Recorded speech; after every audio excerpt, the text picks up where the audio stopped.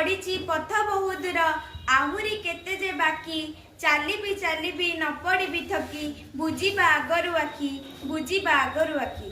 वरेण्य सभापति महोदय, पूज्य गुरुजन मंडली, एठार उपस्थित थिबा मोर समस्त छोट बड़ भौणी माने, आज हूँ नवेम्बर मास 14 तारिख अर्थात शिशु दिवस। आज हूँ स्वाधीन भारतर प्रथम प्रधानमंत्री पंडित जवाहरलाल नेहरू का जन्म उत्सव। पंडित जवाहरलाल नेहरू नवेम्बर मास 14 तारिख दिन अलाहाबाद रे पिता मोतीलाल नेहरू एवं माता स्वरूपाराणी देवी कोल जन्म ग्रहण करथिले। से शिशु माननकु बहुत भल पाउथिले। से कुनी कुनी शिशु मानक भितरे आगामी भारतर भविष्यत को देखि पारुथिले।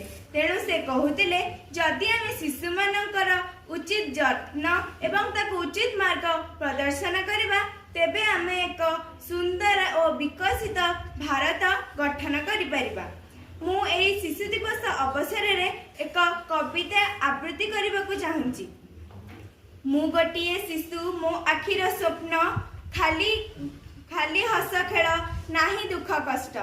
मु गोटिए फूल बापा माँ बगीचा रे पढ़ी लिखि बड़ हेबी एही संसार रे। मु चाचा नेहरू को प्रिय ए देशर भविष्यत पाठ पढ़ी करी भल काम।